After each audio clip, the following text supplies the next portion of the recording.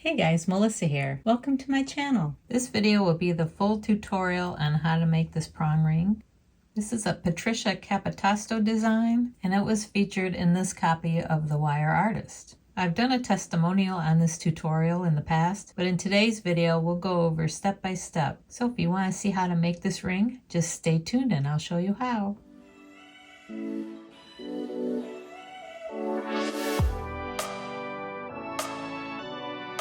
Okay, so this is my full tutorial of Patricia Capotosto's prong ring design, which is in this copy of The Wire Artist, and this is from 2004. 3 years ago, I did a testimonial on this, and I didn't reveal any of her little measuring secrets. I didn't want to reveal that. She did give me permission as long as I gave her credit and listed the proper links to her tutorial, but those links are no longer working, and I can't get a hold of her, so I'm hoping she's doing well, but I'm not quite sure.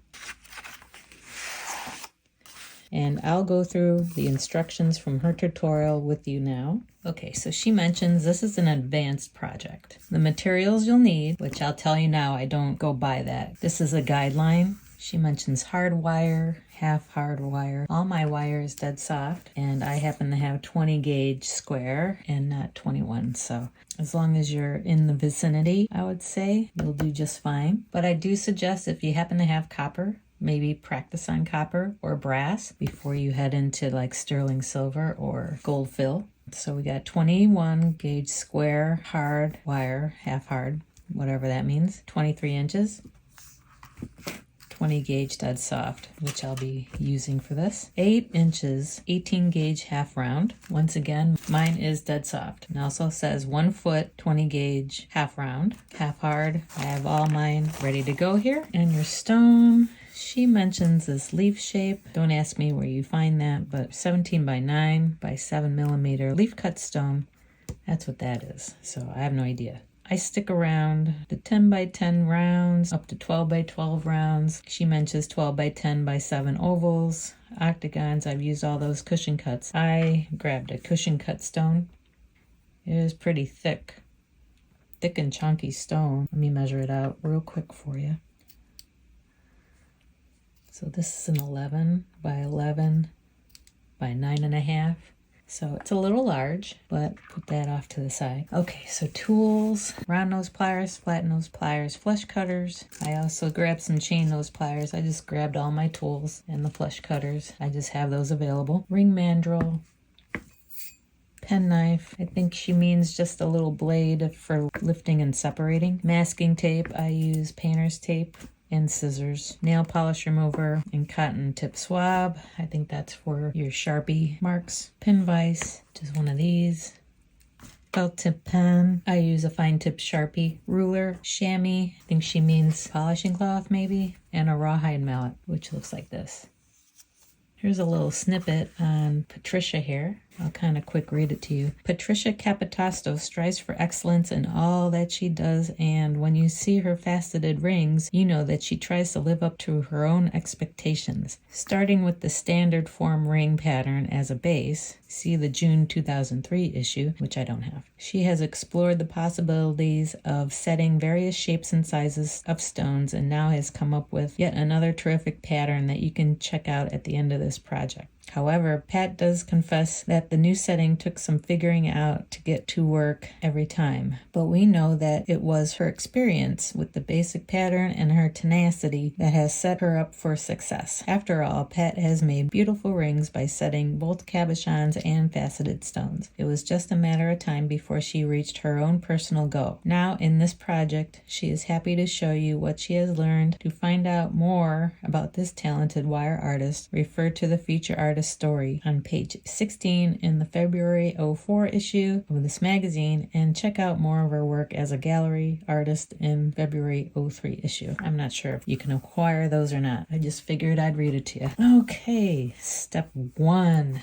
Straighten and cut 5 pieces of the 21 gauge square hard wire into 4.5 inch lengths. Line them up parallel and tape their ends to hold them in place. Halfway along their length, mark center with your felt tip pen. For a size 5.5 through size 9 ring, measure 19/32 inch on each side of center and mark the wires again. See helpful hints 1 and 2, which is right here. Helpful hints numbers 1 and 2. The outer marks represent where your bindings will be placed. When measuring the distance between these two outer marks, there should be a total of 1/3/16 inches. Keep in mind that this is an important measurement that has a direct relationship to the size of your stone. So always check to make sure you've measured correctly. This measurement is used for any size of ring within the range 5.5 to 9. For stones that have a 9 to 10 millimeter width and 6 to 7 millimeter depth. Once you have become familiar with the pattern, you can adjust the measurement to accommodate stones that are larger or have a higher or lower pavilion. So I have to keep that in mind because my stone is a little larger. And number 2, if making larger size rings, larger than size 9, cut the 5 pieces of 21 gauge square wire into 5-inch lengths. You will size your ring when shaping it on your mandrel for the exact size. I haven't decided on my ring size yet. Okay, so let's straighten our square wire here, and we need to cut 5 pieces that are 4.5 inch in length. I'm going to use my polishing cloth to help me straighten.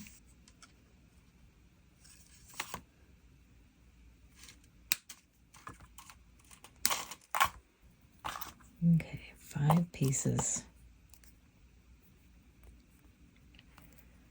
Get them all lined up. They're squares. They should line up nice and tight next to each other without twisting.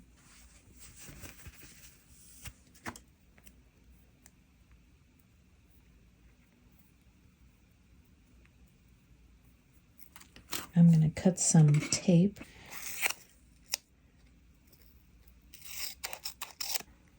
Two little pieces should suffice.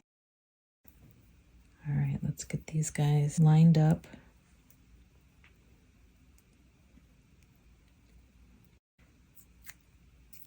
Get this tape right at the end here. Fold it over. I use my flat nose pliers. Get my wires nice and flat. Kind of wiggle and jiggle them on your way to the other side. And do the same thing.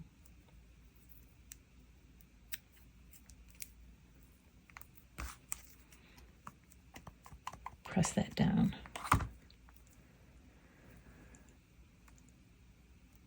Okay, so we got nice and flat and lined up. Now she says to mark the center. So we got 4.5, so that would be 2 1/4.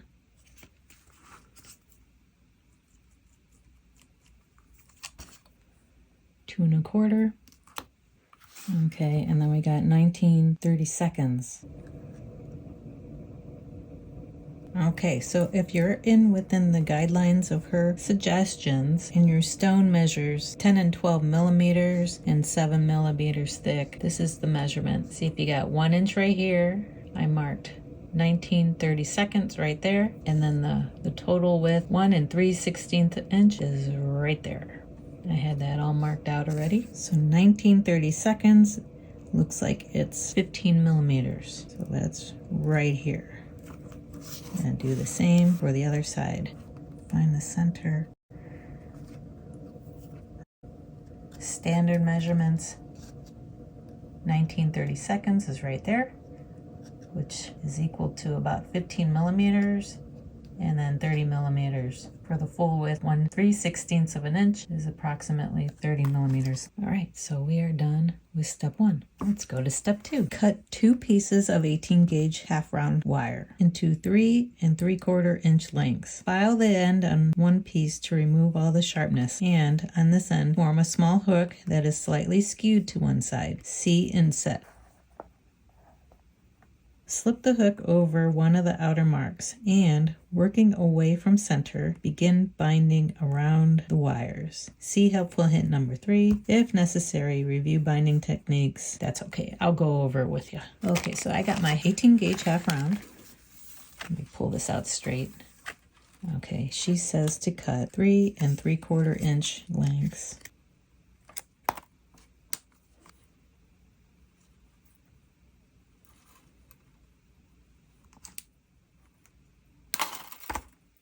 using your flat nose pliers, like she said, you're going to make a little hook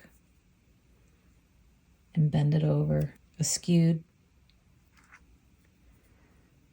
Hook it right on your mark there. Let me make mine longer.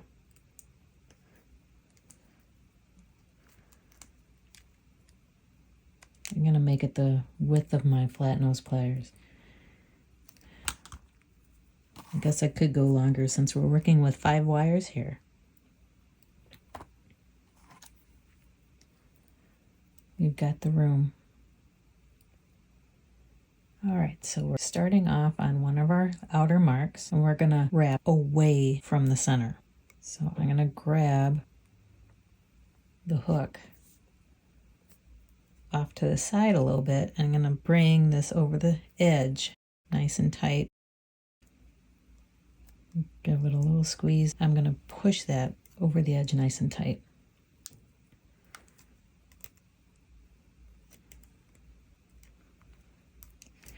Make sure they're nice and snug.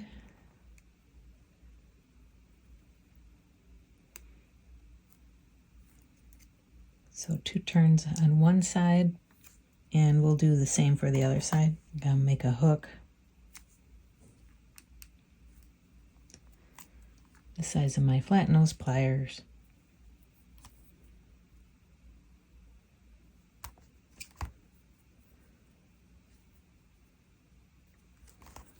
Hook this on.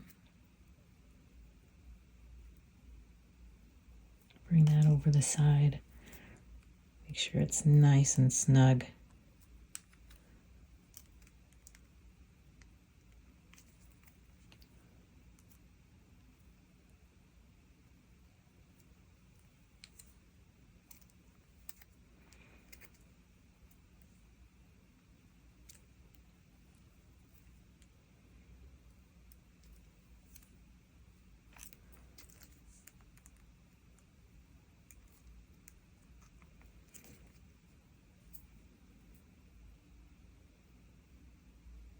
Okay, step 3, finish the 2 turns of binding showing from the side of the ring shank. This side will be seen by the public. Notice that the flat side of the half round is facing you. So that's what she means, this is facing you. Repeat the last 2 steps on the outer mark with the second piece of binding.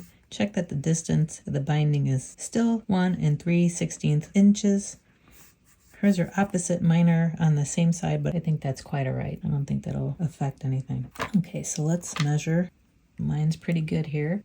All right, step 5. From the outer edge of each binding, measure 9/16 of an inch towards the wire ends and mark across the wires. This measurement represents where the tips of the prongs will be shaped.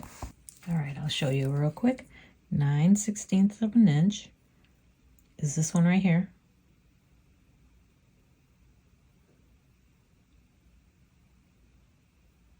Which is about 15 millimeters again, probably about 14 millimeters. But we'll go ahead and mark that with our Sharpie.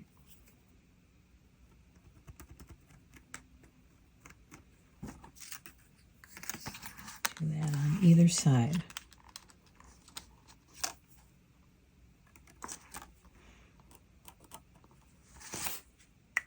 All right, you should look like this. Step 6. Remove the tape from the wire ends. Slightly separate one of the outer wires from the others and slip in the tip of your flat nose pliers. Line up the edge of your pliers next to the mark on the outer wire and bend it sideways at a right angle, away from the others. See helpful tip number 4. Note how the mark on the wire is exactly on the corner of the bend. This is important that you bend each outer wire in the same spot for your prongs to be the same size. If not, the setting will be uneven, causing you problems when you fit the stone. So let's make sure our marks are all even and legible. Let's take our tape off.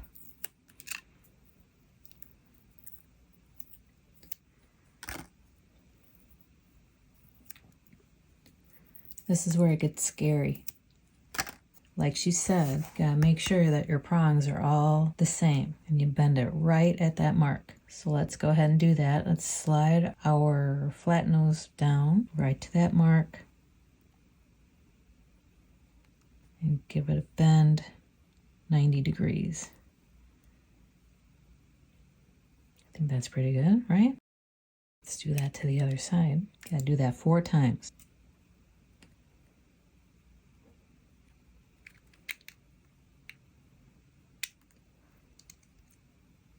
Turned out pretty good. Okay, 2 more to go.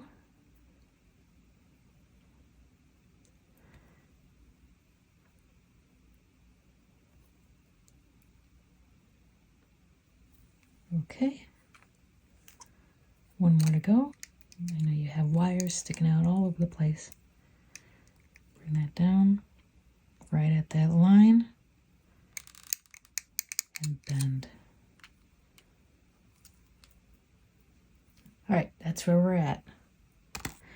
Our ring kind of looks like step 8 here. Working on the same side of the ring, repeat steps 6 and 7 on the other. Okay, we did that. To match and mirror image. Repeat steps 6 through 8 on the other end of the ring. Make sure all 4 are right angles and are even height.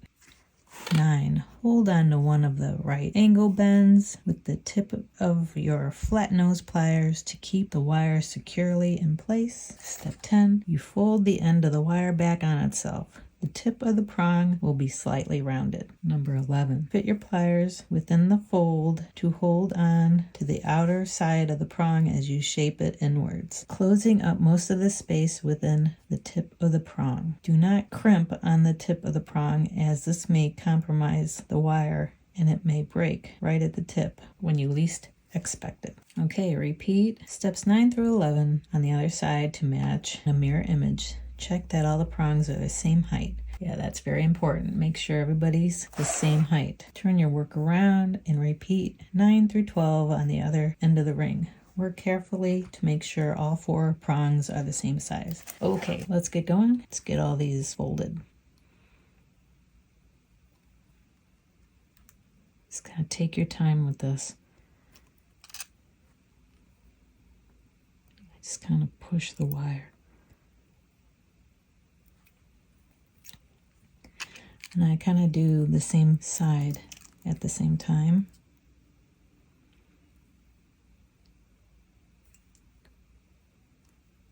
See how I grab them? And I'll push them both. Keep checking to make sure they're even.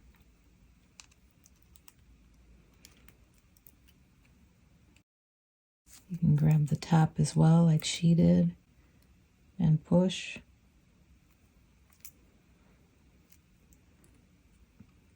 You can come through, sneak your flat nose pliers, gently squeeze, push them together.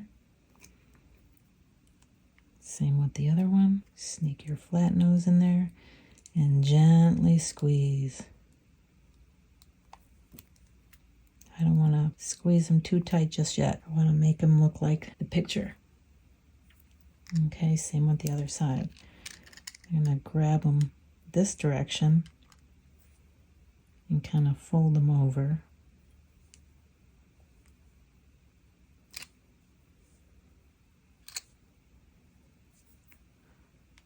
Push.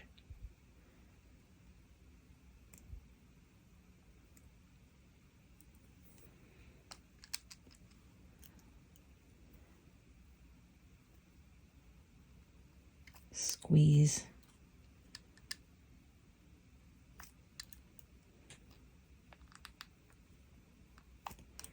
Gently squeeze.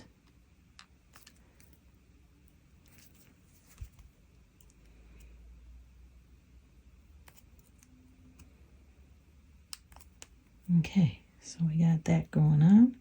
That looks like the picture. Kind of straighten mine out a little better. Okay, turn the page.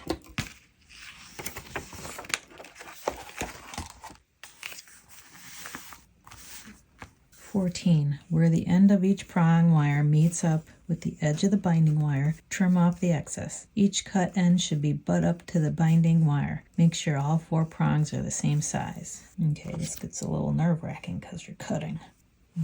These binding wires are a little crooked, so I'm going to straighten those up.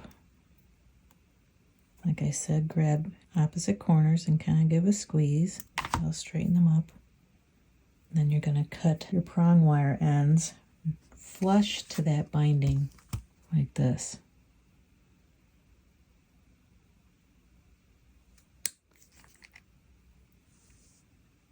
Okay.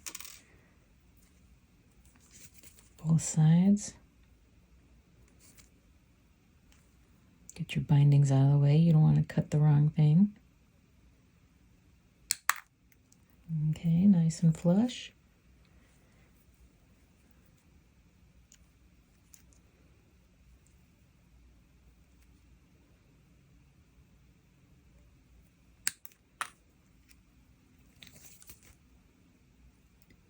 Nice and flush.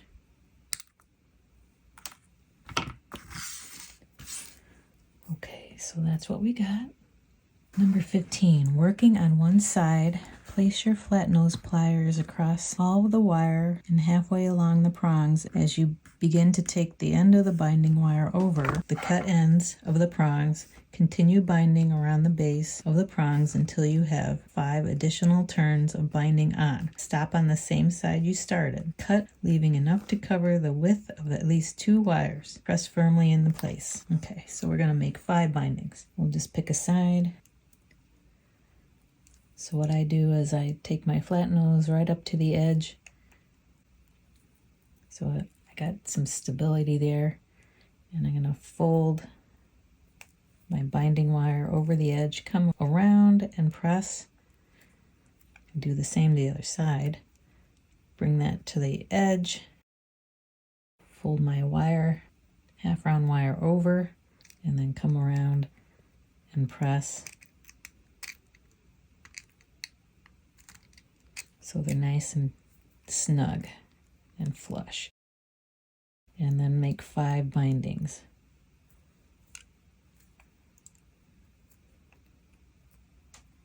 3,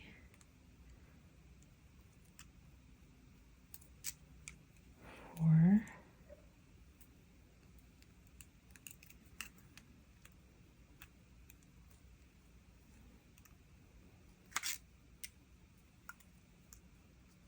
5.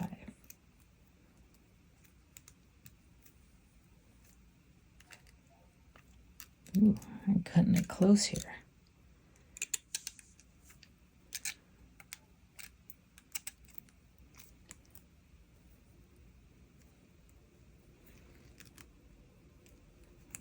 Okay, and I grab opposite ends and kind of straighten that out. Do the same to the other side. Push. Push.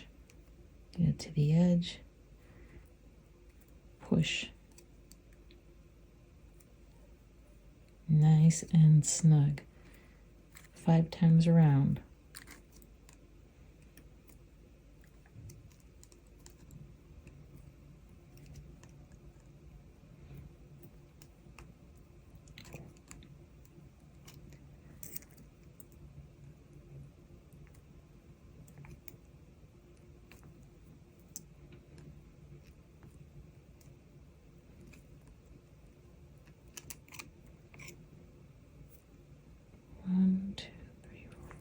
Add a little bit more on this side. That's a little odd.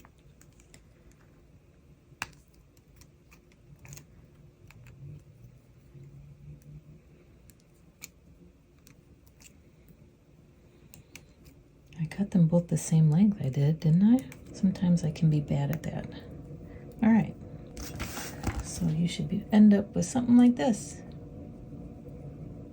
17. Move one of the prongs slightly away from the shank wires by sliding the blade of your penknife between the prong and the wire next to it until the blade is almost up to the binding. All right, so what do we got for a blade? I've got this carving thing. Looks good enough. Snug that down. I'm gonna give this a little squeeze. Get them to match. Still working on the same side of the ring. Repeat the last step to the other prong to match. Mirror image. All right, slide that down, kind of give it a push, and we got them hanging out a little bit.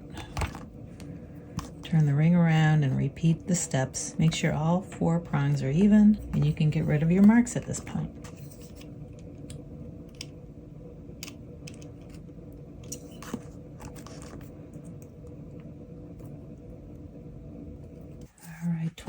Grab your mandrels, people. We're moving on to step 20. With binding ends facing downwards, place the center of your ring shank over the ring mandrel at the size 2.5 mark. Shape evenly both sides of the ring around the sides of the mandrel. See helpful hint number 5. Once the ring has been removed from the mandrel, the shank will have a horseshoe appearance. Check that the ring is evenly shaped by placing the edge of the ruler across the tops of both bindings. Should one side be longer, simply shape that side of the ring shank a little more around the mandrel. Okay, so let's do that. So we got 2.5. Like she said, make sure the ends of your bindings are on the inside of your ring. Make sure to flip it around as well. Keep them even.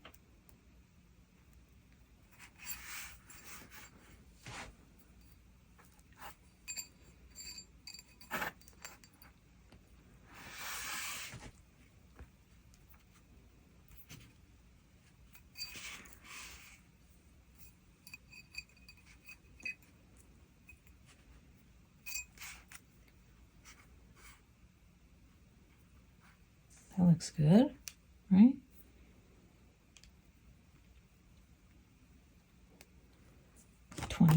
Remove the ring from the mandrel and slip the blade of your penknife between the first and second wires on one side of the ring. Slide the blade up to the bindings on both sides of the shank and bend the first wire upwards. Okay, so we're gonna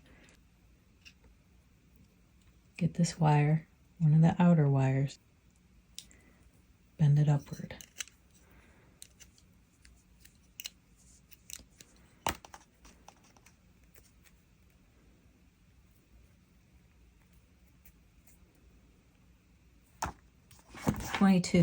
Upwards towards the prongs, it says. Repeat this last step on the other side of the ring shank to match. These two turned up shank wires ensure that the ring will sit level on the finger and that there will be enough space between the bottom of the faceted stone, the culet, and the finger.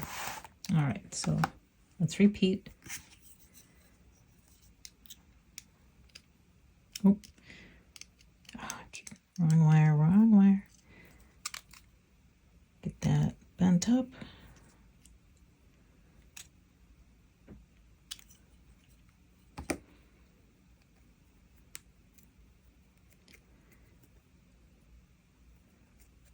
And push.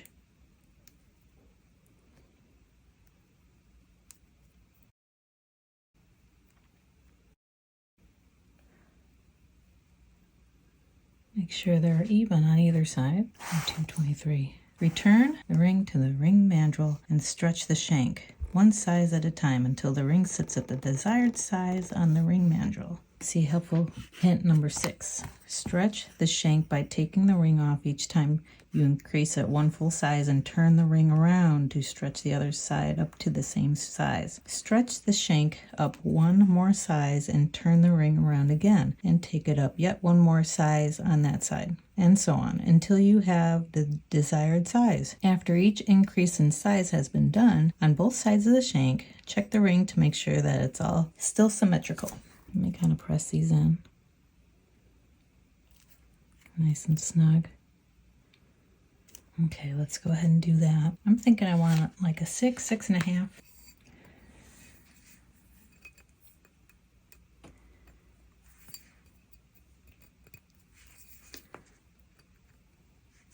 We're already there.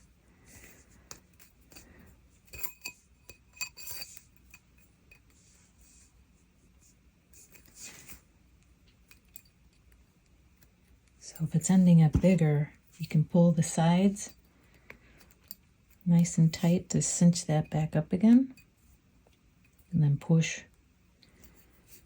Let's see, where am I at? Turn it around.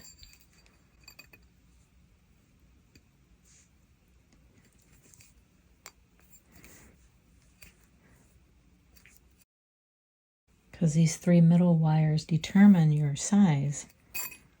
So if you want it smaller, you can cinch these up.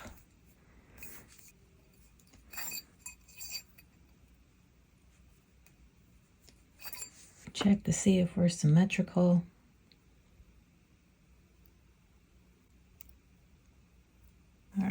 we at? 24. With the ring still on the mandrel. Whoops. Okay.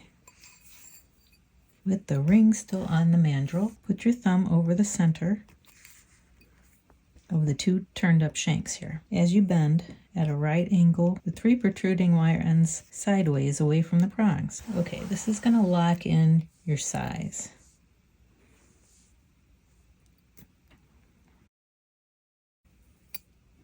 Let's get these guys bent. Let's turn it around. All right, bend. All right, everything's locked. 25. In the same manner, but the opposite direction, bend the other side of the wire. Just did that. By bending both sides of the wire, you are now committed to complete the ring for the size intended. At the most, you can alter the size by 1/4 to 1/2 a size. To separate 3 wires on one side, use your penknife to spread them apart. Repeat on the other side. Okay, so I guess we are spreading these apart.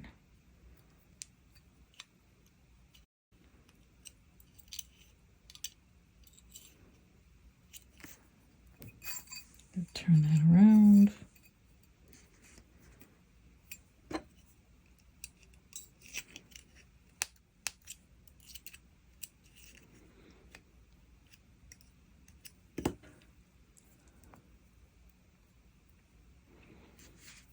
Okay, so mine looks like that. Remove the ring from the mandrel, as the center wire will not be used to hold in the stone. Twist this wire by threading it through the pin vise until the vise is about 1/4 inch from the binding. Tighten the vise, and while holding on to the ring, twist the wire just 3 times. We're going to make this middle wire a decorative wire.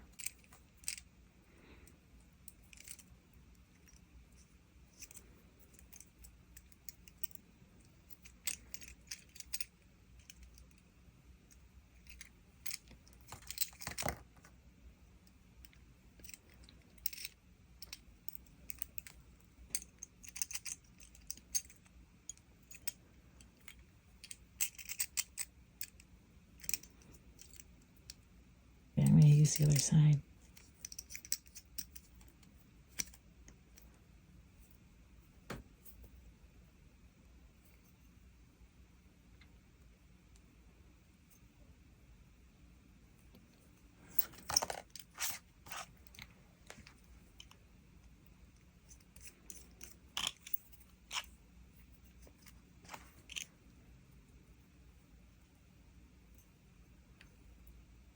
Okay. Turn the page.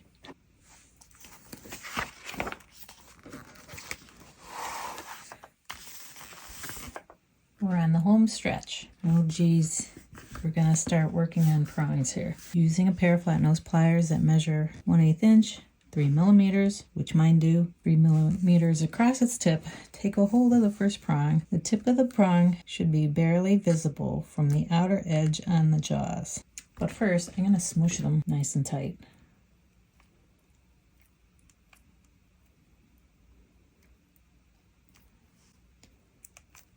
Like that. Gently.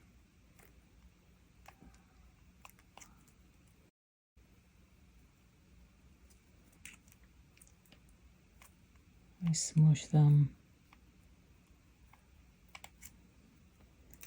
so I don't see any daylight in between.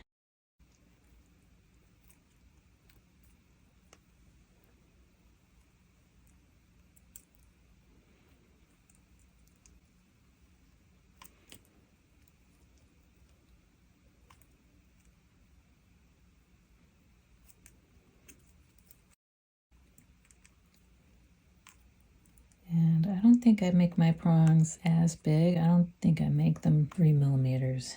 I make them more like 2 millimeters. Let's see, bend a little more than 90 degrees. The tip of the prong in towards the setting. The prong should tip downward slightly. So I take mine a little under, not quite to the edge, but slightly beneath it, and bend. Slightly under. If you can get your finger or thumb in there, I kind of push it over with my thumb.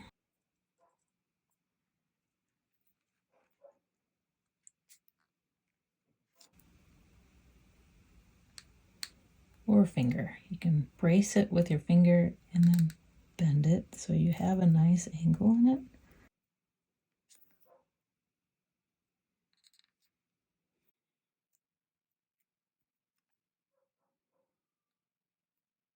Okay, so we're gonna end up like that.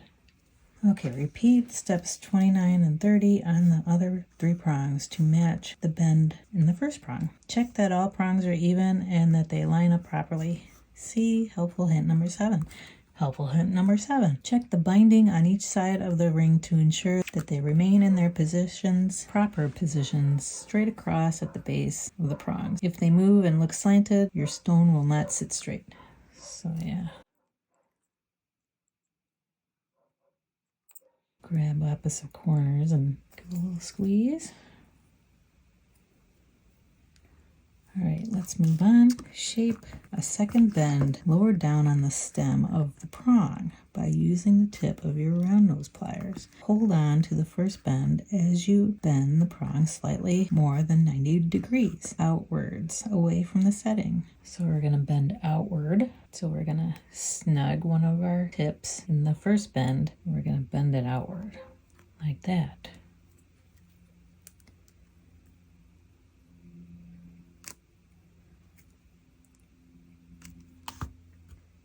And do that to all 4.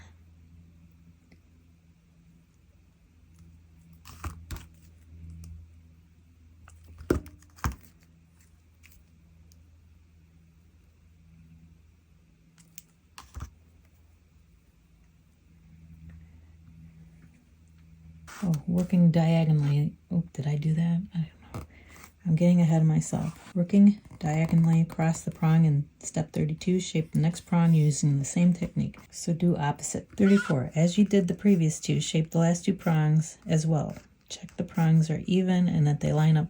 All right, so 35. Holding on to the second bend on your round nose pliers, bend the prong near its base to move the tip of the prong in towards the setting.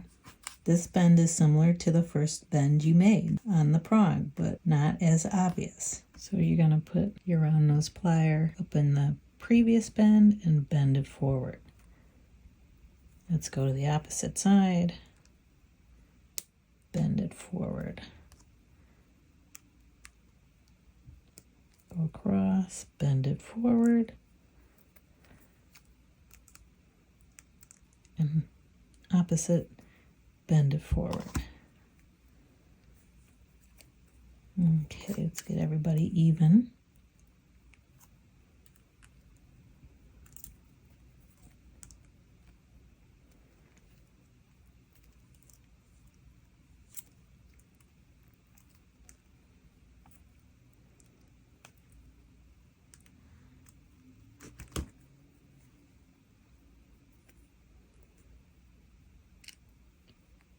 And this is how you set your stone. All right, let's move on. We're getting there. Put the ring back on the mandrel over the desired size and press inwards on the binding below the prongs to shape this part of the ring.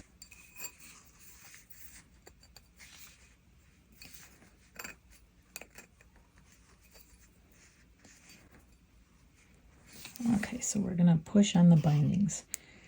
See how that brings the prongs together? That should be nice and secure for your stone. 38. Notice how the prongs are now closer together. Yeah, see that?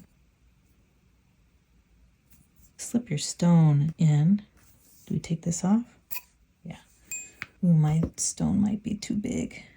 Slip your stone in by sliding it under the prongs. All 4 prongs should be even and form-fitting to the shape of the stone. To properly accommodate it and hold it securely, check that all 4 prongs are flush against the face of the stone and whether it is centered and straight, not lopsided. See helpful hints. At this stage, the stone should be held securely within the prongs. Should you happen to drop the ring the stone should not fall out. Pat recommends the use of cubic zirconias as they are perfectly faceted, thus increasing your likelihood of successfully setting them. Often many natural stones aren't evenly faceted, making your job a little more challenging. If using a natural stone, make whatever adjustments necessary to compensate for the irregularities. I don't think I've used a cubic zirconia, but this stone is pretty deep and I'm not sure if I'm gonna get it in here.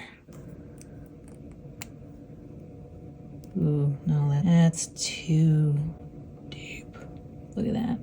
Okay, so I tried as hard as I could and I just couldn't get this stone to fit in without the little culet sticking out way far, and that would stick into somebody's finger. So I'm gonna have to rework a ring for that one, make those prongs a little bit longer. But I did find a stone that fit. So this is a rose quartz. It's another cushion cut. 12 by 10. This is within the standards of our measurement. This stone is going to work really well. So let's move on. See how the prongs kind of hug the stone? You push them together.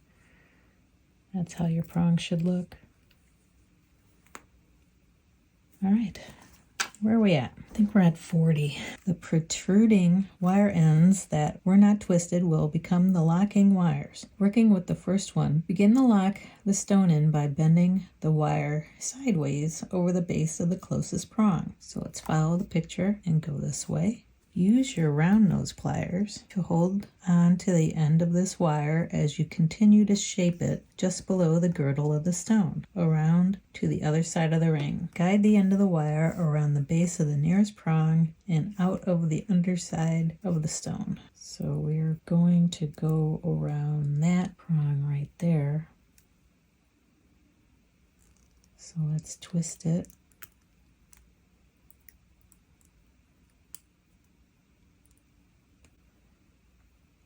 Bring it through. Cinch it up. I'm not going to totally tighten it down quite yet. Let's keep going. Trim the wire. I'm not going to trim them yet. Okay, we're on our last page. Turn the ring around, working with the second locking wire that is diagonal across from the one you started in step 40. Repeat step 40 through 43. Let's turn it around. Bring this one across. Take a round nose and feed it through.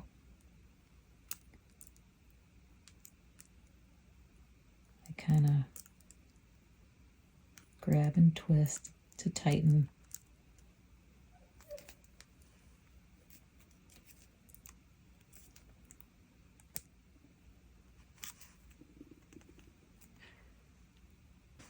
I'm gonna play with my prongs a little bit here.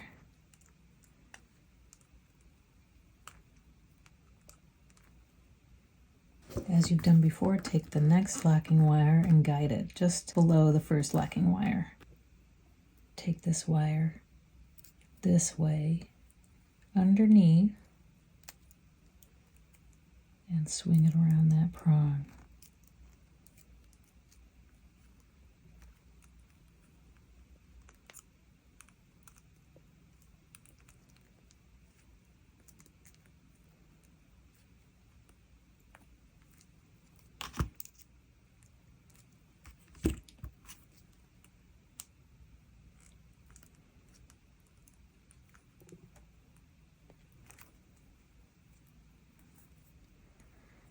Do the same to the other side.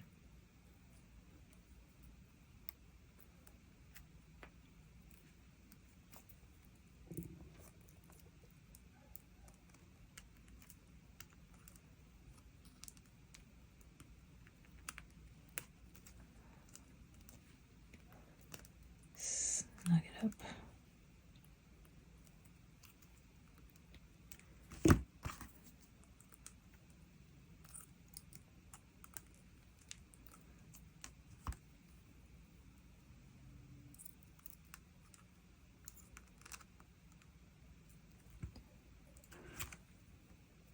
Okay, where are we at? Once again, repeat 46, 47 on the last locking wire. This is how your ring should look from underneath.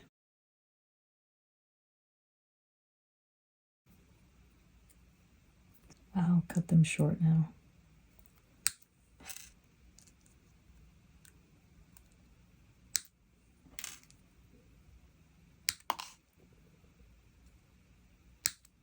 More room for you to tighten up the locking wires. Use the blade of your pen knife to move one at a time, each of the turned up shanks out of the way. Mine are pretty much locked in there. Alternating between wires that are diagonally across from each other, trim short enough to tuck around the prong. Okay, so we're just gonna start nipping and tucking here. I might pull them out a little bit more. Make sure everybody's nice and tight. Snip a little shorter. See, I grabbed some nice long needle nose chain nose pliers so I can get in there. Lock that down. Okay, let's go to the opposite side. Kind of pull it out a little bit more. Make sure it's nice and tight. Snip it a little more. Get in there with some chain nose. And lock it. This guy, snip that guy short and lock it. Who else? This guy? Let's pull you out a little more. I think we can twist you out a little bit longer. Snip ya, snip and tuck. A little nip and tuck. Okay, it should look like that. Get your scraps out of the way. Should look like that. What's this one? Push back your turned up shank wires. I didn't move mine, so I don't have to do that. Put it back on the mandrel to make sure we're at the correct size. Check the stone setting. Put this back on the mandrel. Ooh, we got a little bit smaller. That's all right. I think this is going to end up a little smaller than anticipated. Probably a 5.5. Lift the twisted wire upwards, and we are on the last page. Keeping it above the top locking wire, guide the twisted wire over the base of the prong and around just below the girdle of the stone to the other side of the ring. As you did with the locking wires, guide the end of the twisted wire around the base of the nearest prong and out from underside the stone. Trim this wire, leaving it long enough to take loosely around the base of the prong. Take the other twisted wire around the settings as well and tighten these wires as you did with the locking wires around the base of the prongs. See inset for a view of the side. You can do that, or what I've done in the past is make a swirl. I think I'm going to make a swirl because our stone is locked in. How much do we need to make a swirl? Not very much. I'm going to cut them. Cut them. Take your round nose pliers. Start coiling nice and tight.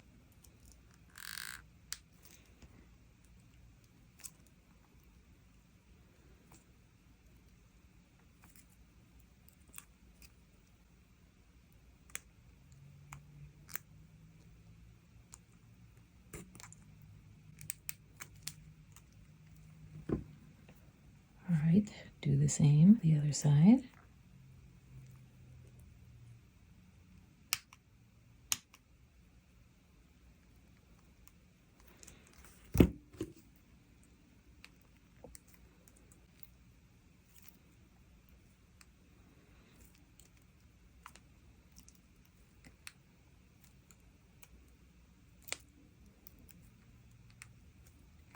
And press.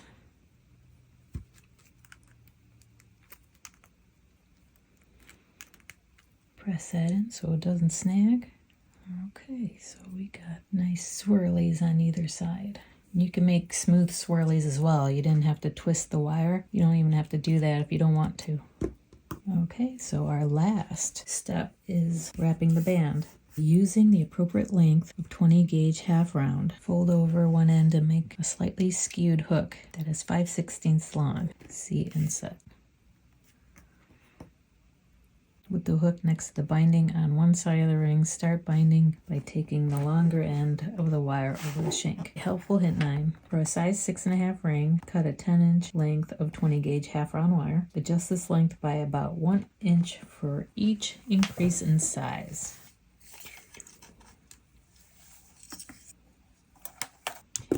use your flat nose pliers for this. Let's make a hook.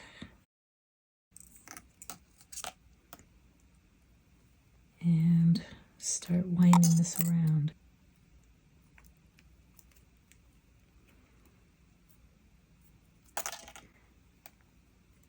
It's a little tricky because you gotta push and pull it through the shank.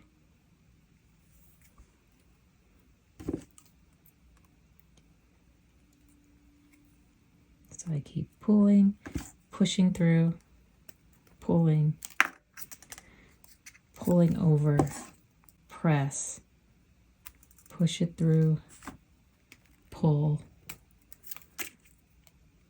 push it over, press, and I just keep doing that.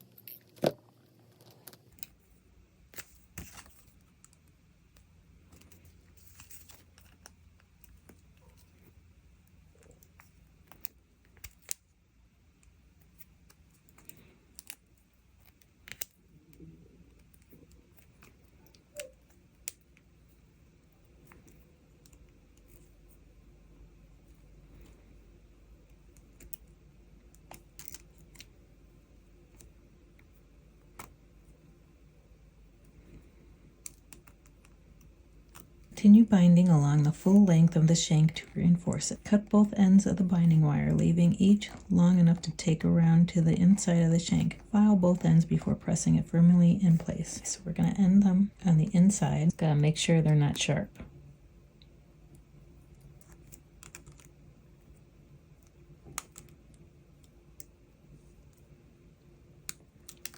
If I cut them flush at an angle, they usually end up pretty good. Okay, with all the pounding on the mandrel you're going to do, they're going to be nice and flat, and they shouldn't cause a problem. I've never had a problem. Where are we at?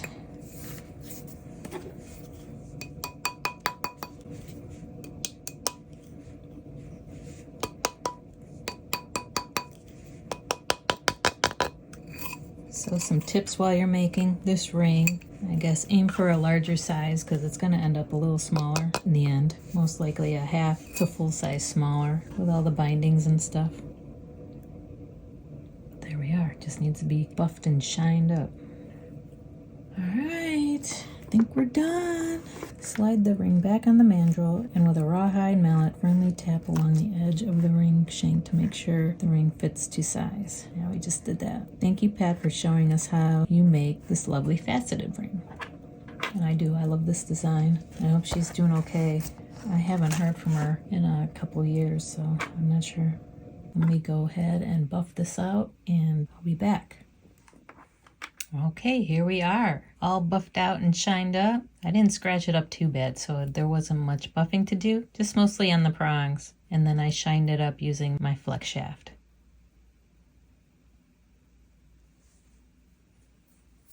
It's a little smaller than I anticipated. It's about a 5.5. Do you think you'll give this ring design a try? Let me know down in the comments. If I can do it, you can do it. It's not too scary. Alright, so that's it for me. As always, if you enjoyed this tutorial, hit the like button. Leave me a comment, let me know what you thought. Subscribe if you haven't already. Have a great week, and I'll see you in the next one.